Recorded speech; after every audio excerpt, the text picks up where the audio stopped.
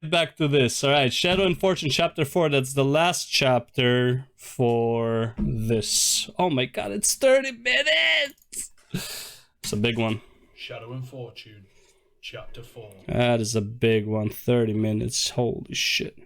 The end of the bridge thickened with noxious green light. Yep. The chain warden hid his corpse features beneath a rotted hood. But the light of his lantern... I agree. But it also makes it less meaningful, I think. It can make it more entertaining, but less meaningful. Because it's an alternate universe. If that makes sense. I agree that they have a lot more creative freedom, for sure, if it's alternate universe. Hinted at the remains of ravaged flesh, gaunt and drained of all emotion, save sadistic relish. He moved softly, like all his kind. Pained moans sighed from his robes as he moved. Thresh lifted his head a fraction, and Lucian saw the glint of two sharp teeth widen in a grin of anticipation. Mortal, said Thresh, rolling the word around his mouth like a sweet meat. Lucian knelt, reciting the mantra of clarity to steel his soul for the battle to come. He had prepared for this moment 1,000 times, and now that it was here, his mouth was dry, his palms slick with sweat. You murdered Senna, he said, standing and lifting his head. The only person murdered is a hard word. Senna, said Thresh, the sound wet and gurgling, as though squeezed from a throat once crushed by a hangman's noose. My wife, said Lucian, knowing he should not speak, that every word was a weapon the Wraith would turn against him. Tears blurred his vision as grief washed away every... I think they're carved from the same stone is the play on words, meaning they were so alike they were carved from the same stone. Could be.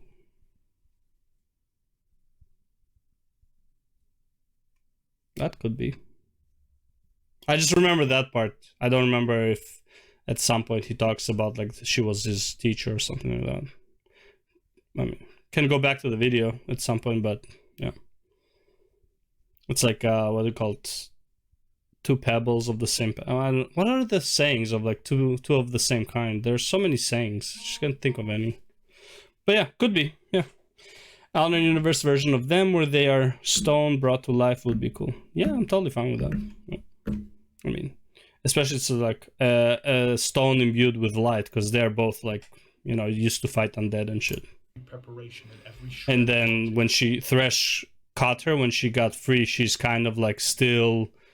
She's not so much light anymore, you know, she's very, you know, green.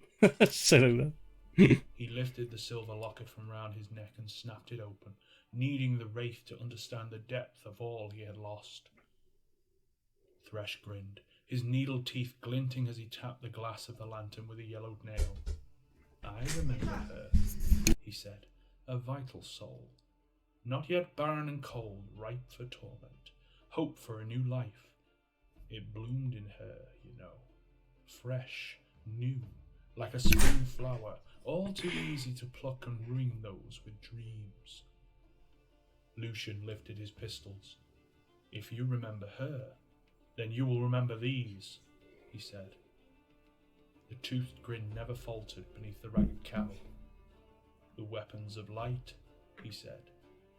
And light is ever the bane of darkness, said Lucian, channeling every scrap of hatred into his relic pistols. Wait, said Thresh. But Lucian was done waiting. He loosed a pair of blinding shots. A conflagration of purifying fire engulfed the chain warden, and his howls were music to Lucian's ears. Then the howls changed to gurgling laughter. A nimbus of dark light faded around Thresh, drawn back into his lantern and leaving him utterly untouched by the fire. Lucian fired again, a storm of radiant bolts, each perfectly aimed, but every one wasted. Each shot dissipated harmlessly against the shimmering haze of dark energy from the lantern. Yes, I remember those weapons, said the Wraith. I tore their secrets from her mind. Lucian froze. What did you just say? Thresh laughed, a wheezing, consumptive rasp. You don't know. After all the Reborn Order learned of me, you never once suspected. Lucian felt cold dread settle in his belly, a horror he had never acknowledged for fear he would go insane. She did not die, continued Thresh, holding up his lantern. Lucian saw tortured spirits twisting in its depths. Thresh grinned. I ripped her soul out and kept it. No, said Lucian, I saw her die. She screams still inside my lantern, said Thresh, drifting closer with every choked out word. Her every moment of existence is sweet agony. Listen, can you hear her? No, sobbed Lucian, his relic pistols falling to the stones of the bridge. Thresh circled him, chains snaking from his leather belt and slithering over Lucian's body. The hooks cut into his stormcoat, seeking the soft flesh beneath. Hope was her weakness, love her undoing. Lucian looked up into Thresh's ravaged features. His eyes were voids, dark holes into emptiness. Whatever Thresh had been in life, nothing now remained. No compassion, no mercy, and no humanity. All is death and suffering, mortal, said the chain warden, reaching for Lucian's neck. No matter where you run, your only true legacy is death. But before then, there is me. The breath hammered in Misfortune's throat as she ran for the temple. Her lungs This is gonna be the part in the story where everyone is losing, and then somehow they're gonna win. Like in almost all League cinematic, you see that where it's like everyone's like in a disadvantageous position, and then something happens, and then they start winning. Yeah, it's gonna happen here for sure. to draw breath, and her veins felt sluggish with ice. Coils of enervating mist reached up to the rock of the temple, drawn by the presence of the two lords of the unliving. Brilliant flashes of light flared behind her, but she didn't look back. She heard the thunder of hoofbeats on rock, seeing sparks above them in the darkness. She imagined the breath of ghostly steeds on her neck. The space between her shoulder blades burned hot where she expected the stabbing thrust of a spectral lance. Wait, how can they make sparks when they're ghosts? The absurdity of the thought made her laugh, and she was still laughing as she slammed into the warped timber doors of the temple. Raffen and her ragged band were already there, hammering fists and palms against the door. "In the name of the bearded lady, let us in!" he yelled. He looked up as Misfortune joined him. "The doors are shut," he said. "I noticed," she gasped, wrenching the pendant Eloy had given her. She placed her palm flat on door, with the coral pressed hard against the wood. "Eloy!" she shouted. "I'm ready to stamp on that damn eel's neck. Now open the bloody door!" "Eel?" said Raffen. "What eel? What are you talking about?" "Never mind," she snapped, battering her palm bloody against the wood. "I think it was a metaphor." The door swung outwards as if it had been unbarred the whole time. Misfortune stepped back to allow her fighters inside first, and finally turned around. Hecarim reared up and swung his fiery glaive for her skull. A hand grasped her collar and hauled her backward. The tip of the weapon sliced an inch from her throat. She fell hard on her backside. Eloy stood in the doorway, holding her stone idol out before her like a shield. White mist clung to it like corpuscent. "The dead are not welcome here," she said. Raffen and the others hauled the door shut and dropped a heavy spar of seasoned oak into place on the rusted anchors to either side. A huge impact slammed into the door. Wood split and splinters flew. Eloy turned and walked past Misfortune, still sprawled on the mosaic floor of seashells and clay fragments. "You took your sweet time, girl," she said as Misfortune climbed to her feet. The temple was filled with at least 200 people, maybe more. She saw a wide cross-section of Bilgewater's denizens, its native population, pirates, traders and assorted sea scum, together with travellers unlucky or unwise enough to seek a berth so close to the harrowing. "Is that door going to hold?" she asked. "It will, or it won't," said Eloy, heading towards a many-tentacled statue at the centre of the temple.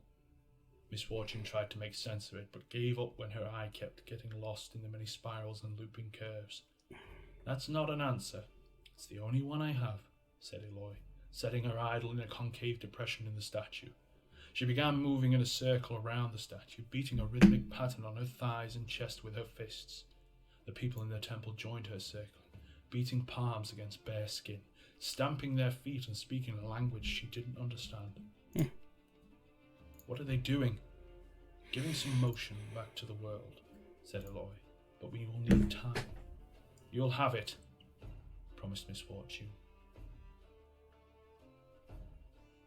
Lucian felt the back to the action. bite deep into his flesh, colder than northern ice and twice as painful.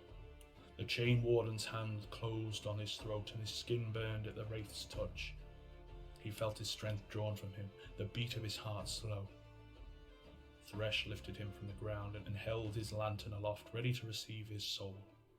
The moaning lights within swirled in agitation, ghostly faces and hands pressing against the glass from within. Long have I sought your soul, Shadow Hunter, said Thresh, but only now is it ripe for the taking. Lucian's vision greyed at the edges, feeling his soul peel away from his bones. He fought to hold on, but the Chain Warden had been harvesting souls for countless lifetimes and knew his craft better than any. Struggle harder, said Thresh with monstrous appetite. Your soul burns brighter when you fight. Lucian tried to speak, but no words came out, just a soft stream of warm breath that carried his soul. A glittering sigh floated in the air above Lucian, a murder-soaked reaper of souls, its blade shivered with anticipation. It's kind of dumb that he just gave up the fight because Thresh told him that his wife is still in the lantern, like alive and shit. It's like, if anything, that should piss you off more to fight rather than just give up. But yeah, that's just me. I don't know. Lucian. That voice. Oh, Her it's voice. Senna. My love. The murder edge of Thresh's blade turned, angled to better part soul from flesh. Lucian drew back his breath as he saw a face resolve in the glass of the lantern, one among countless thousands, but one with more reason than any to push herself to the fore. Full lips, wide, almond-shaped eyes imploring him to live. Senna, gasped Lucian. Senna. Give me your shield. He knew what she meant in her heartbeat. The link between them was as strong as it had been when they hunted the creatures of shadow side by side. Anyone else thinks that Senna really looks a lot like the chick from Arcane, the one that was making out with Jason shit? Looks a lot like her, I'm just saying. With the last of his strength, Lucian reached up and snapped the locket from around his neck. The chain glittered silver in the moonlight. The Chain Warden saw something was amiss and hissed in anger. Lucian was faster. He spun the chain like a slingshot, but instead of loosing a lead bullet, he lashed it. They want to hurt her. If she's still in there, there's a chance he could fear. Yeah, but him giving up the fight is kind of... Like, he literally just, like, he lost all will to fight. Which is, like, not something you want to do. Like, maybe stop shooting the lantern, sure, but, like, I don't know about, like, you know, kneeling down and letting go of the pistols. I don't know, that doesn't sound like a good strategy. Just around the arm holding the lantern. Before Thresh could shake it off, Lucian drew the silver oil from its sheath in his long coat and plunged it into the spectre's wrist. The Chain Warden screeched in pain, a sensation he had not likely felt in millennia. He dropped Lucian and thrashed in agony as the myriad souls trapped in his lantern suddenly found a means to strike back at their tormentor. Lucian felt his soul snap back into his body and drew in heaving gulps of air like a drowning man breaking the surface. Hurry, my love. He is too strong. His sight returned, clearer than ever before. Lucian snatched his pistols from the ground. He caught the briefest glimpse of Senna's face in the lantern and etched it on his heart. Never again would her face grow dim in his memories. Thresh, he said, aiming his twin pistols. The Chain Warden looked up, the voids of his eyes alight with outrage at the defiance of his captive souls. He held Lucian's gaze and extended his lantern, but the rebellious souls had dispelled whatever protection it once offered. Lucian fired a blistering series of perfect shots.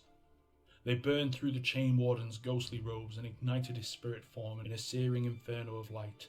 Lucian marched towards Thresh, his twin weapons blazing. Shrieking in agony, the Chain Warden retreated from Lucian's unending barrage. his wraith form now powerless to resist these weapons of ancient power. "Death is here for you," said Lucian. "Embrace it, safe in the knowledge I will ensure it is final." Thresh gave one last howl before leaping from the bridge, falling like a burning comet to the city below. Lucian watched him fall until the black mist swallowed him. He slumped to his knees. "Thank you, my love," said Lucian. "My light." The temple walls shook with the violence of the assault. Black mist oozed between ill-fitting planks and through cracks in the scavenged glass of the windows. The door shuddered in its frame. Grasping claws of mist tore at the wood. Screams echoed as a howling gale battered the mismatched timbers of the roof. "Over there!" shouted Misfortune as a host of mist creatures with burning red eyes poured through a broken section of wall that had once been a series of tea chests from Ionia. She leapt into the midst of the wraiths. It felt like jumping naked into an ice hole cut in a glacier.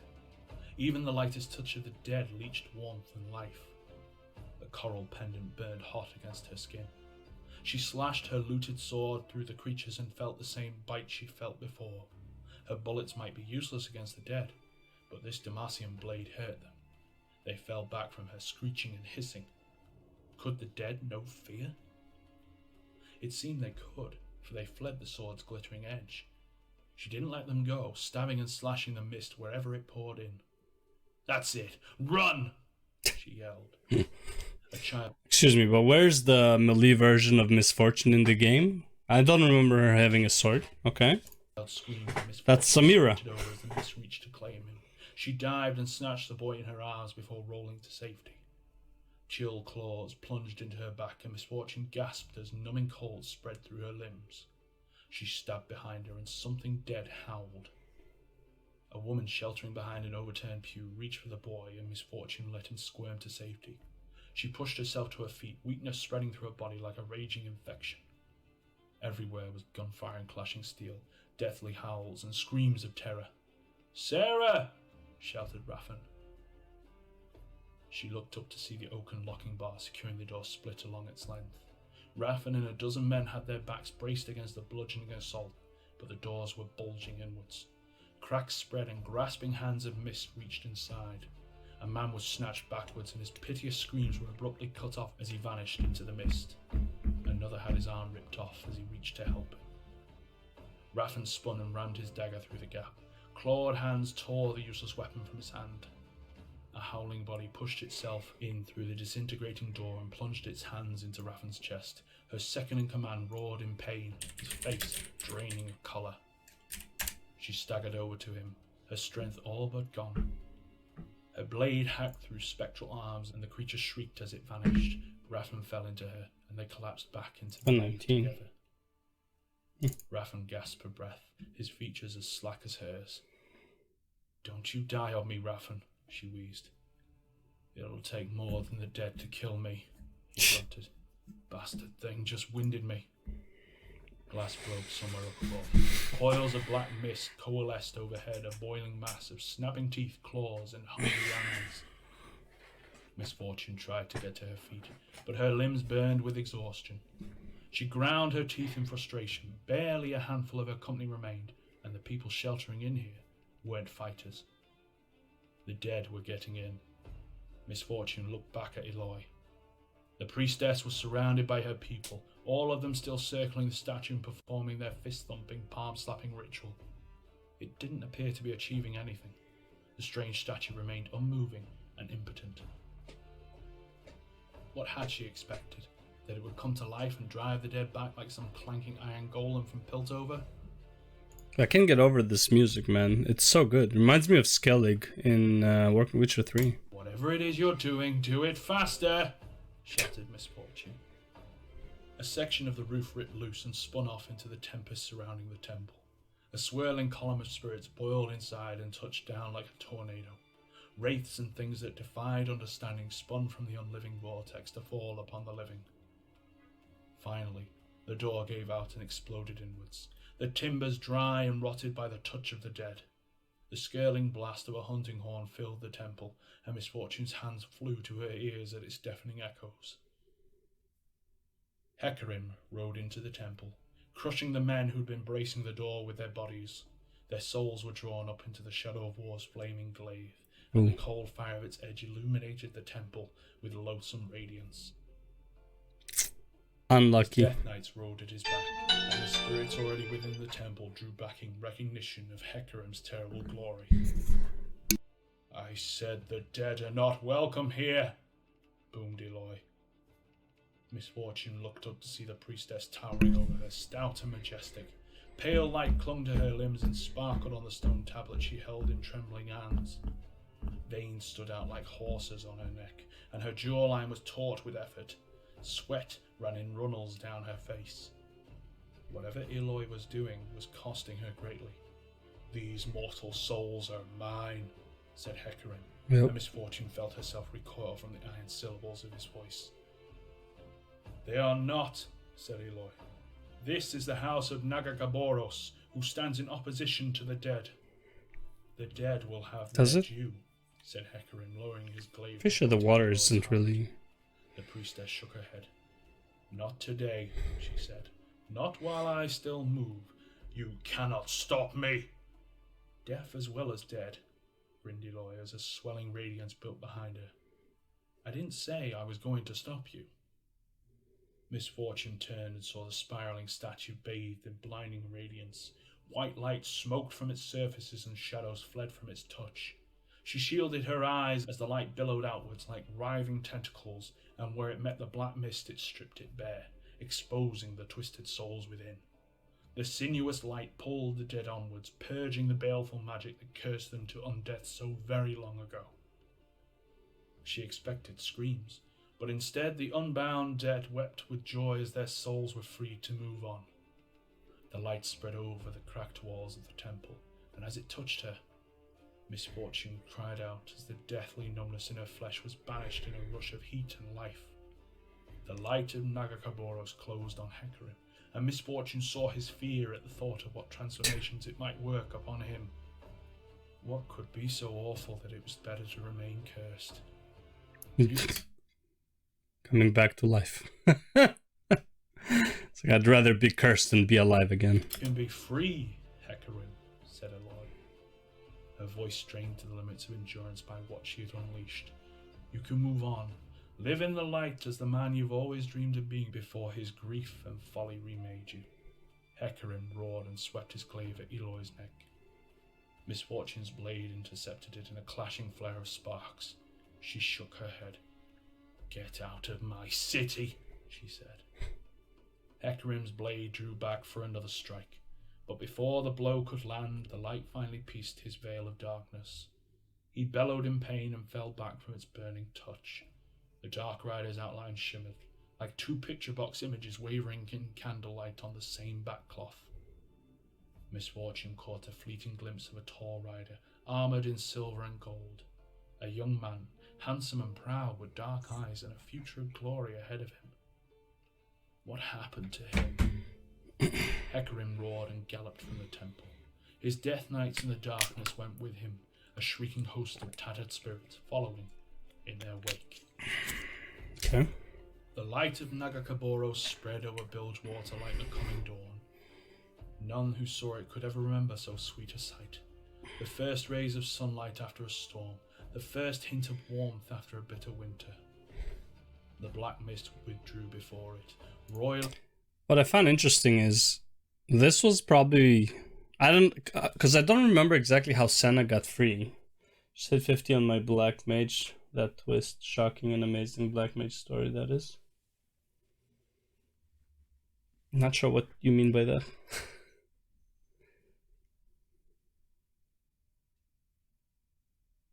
Oh. You mean in Final Fantasy, I'm assuming.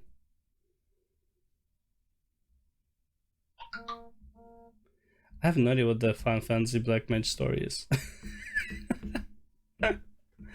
I know there's cool stuff happening with it at level 60 though. Kind of. Like a callback to it. Yeah, what I don't understand here is this was probably the perfect story to release Senna from Thresh. I know they released her like 4 years after this. I'm just wondering Because I have no idea how they released her later. Because this was so good to release her here. Yeah. Yeah, I figured. Final Fantasy. Panicked spirits. The dead turned on one another in a frenzy, some fighting to return from whence they had come as others actively sought out the light's release. Silence fell as the black mist drew back over the ocean, drawn to the cursed island where it claimed dominion. True dawn broke over the eastern horizon, and a cleansing wind blew through the city as the people of Bilgewater let out a collective breath. The harrowing was over. Silence filled the Black temple. Mage story. The utter lack of sound Twist stark and contrast shocking. to the mayhem of moments ago. It's done, said Miss Fortune. Until the next time, said Eloy wearily. The black mist's hunger burns like a sickness. What did you do? What I had to. Whatever it was, I thank you. Eloy shook her The head climb. and put a Video powerful story arm starts. around Miss Fortune's shoulder. Thank the goddess, said Eloy. I'll check this. I'll check it right after this. I will, said Miss Fortune. You better. My God dislikes empty promises. The veiled threat rankled, and for a moment she thought of putting a bullet through the priestess's skull. Before she could do more than inch her hand to the pistols, Eloy crumpled like a ripped topsail. Miss Fortune grabbed for her, but the priestess was too enormous to hold upright alone. They went to the seashell floor together. Raffen, help me get her up, she said. Together they propped Eloy up against a broken pew, grunting with the effort of shifting her colossal bulk. The bearded lady rose from the sea, said Raffen. Don't be stupid all your life, said Eloy. I said Nagakaboros doesn't live under the sea. So where does she live? Climb. Ends with sun and shadows embrace. Eloy shook her head and punched him in the heart. Raffen grunted and winced in pain. This. Surprised you know, like, the name of the videos and stuff like that. I don't know if you looked it up when I said it, but that was pretty fast. Is where you find her. Eloy grinned at the obliqueness of her answer and her eyes drifted close. Does he call Eloy? Asked Raffen, rubbing his bruised chest. Was that someone else? Eloy reached up and slapped him, then started snoring like a stevedore with lung blight. Never mind, Eloy's the guy. Okay. Lucian sat on the edge of the bridge and watched the city emerge from black mist. He'd hated Bilgewater on first sight, but there was a quality of beauty to it as the sunlight bathed its myriad clay tile roofs in a warm amber glow. A city reborn, like it was every time the harrowing receded. An apt name for this dread moment, but one that carried only a fraction of the sorrow of its origins. Did anyone here really understand the real tragedy of the Shadow Isles? And even if they did, would they care? He turned. Yeah, they have their own problems. Oh, okay. Pretty from up here, said Miss Ford. But still, you remember the climb. It's only from up here. So that's impressive. It's a viper's Damn, nest, all respect. right, said Miss Fortune. I'll need to find I need to find a whole, like, I don't know if compilations, right, but like a playlist, a chronological playlist of all the League of Legends cinematics, because that's what I'm gonna do after I finish these stories, reacting to every cinematic. People and bad people, but I've been making sure there's a lot less of the bad. The way I hear it, you started a war, said Lucian. Some might say that's like burning down your house to kill a rat. He saw anger touch her, but it passed quickly. It's a big rat. I thought I was making things better for everyone, she said, straddling the parapet. But they're only getting worse. I need to do something about that starting now. Is that why you were out in the black mist? The woman thought for a moment. Maybe not at first, she said. I let a razor eel off the hook when I killed Gangplank. If I don't take hold of it and get it back on, it's going to bite a lot of good people. A razor eel? What I mean to say is that when I brought the Pirate King down, I had no idea what would happen when he was gone. I didn't much care, she said. But I've seen what's happening down there without someone in control. The city's tearing its own throat out. Bilgewater needs someone strong at the top. No reason that someone can't be me. The war's just starting. The only way it will end quickly is if I win it.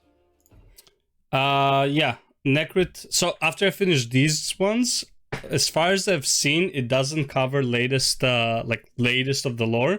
That's when I started watching Necrit. Once I'm done with Necrit is when I want to do all the cinematics and stuff. But yeah, I want to fill up my all my knowledge as much as I can with League lore, and then when I watch the cinematic, I can kind of understand what the hell is going on. The silence between them. Except the KDA. KDA is like, whatever. It's like, who cares? Stretched. My answer is no. I didn't ask anything. You're going to, said Lucian. You want me to stay and help you win your war, but I can't. Your fight isn't my fight. I have a wife to save. Be, said Misfortune. Pay's good and you get to kill a lot of bad people and save a lot of innocent souls. There's only one. Ah, I knew it, said Lucian. And I won't save it in Bilgewater.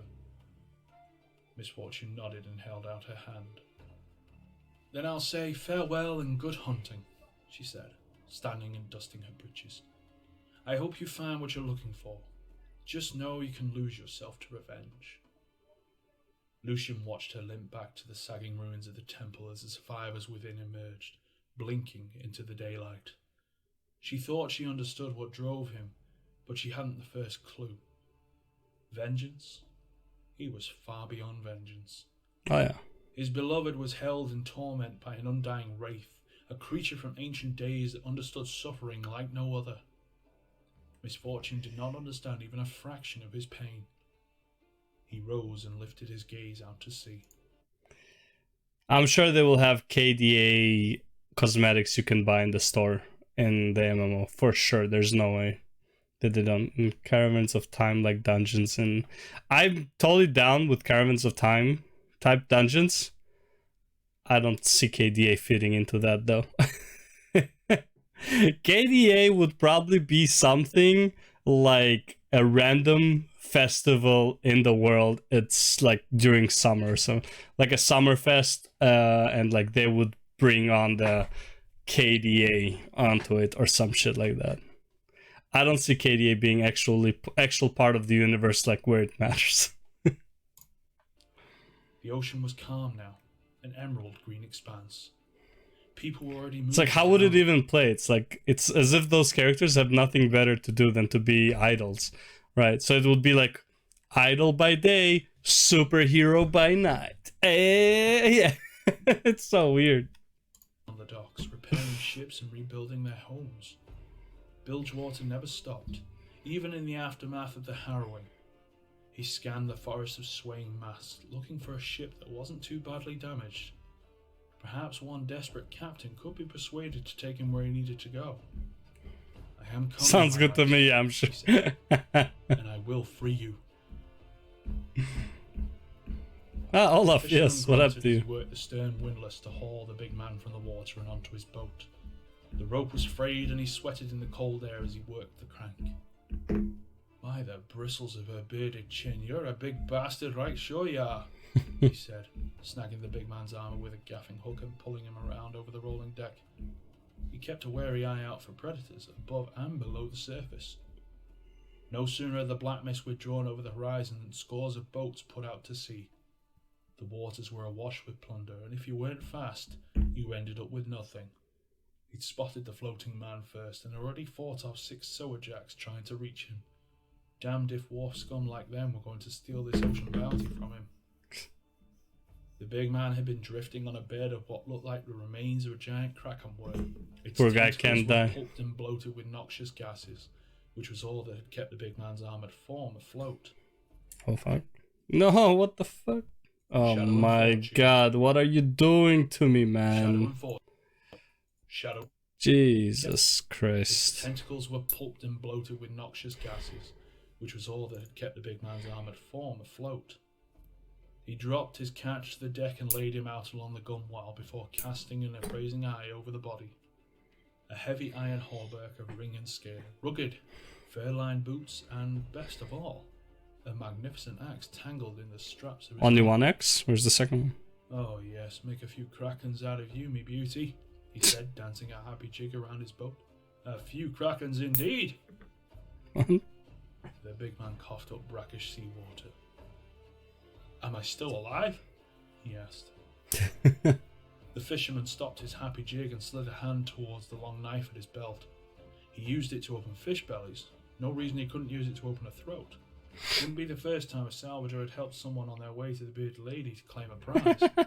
The big man opened his eyes.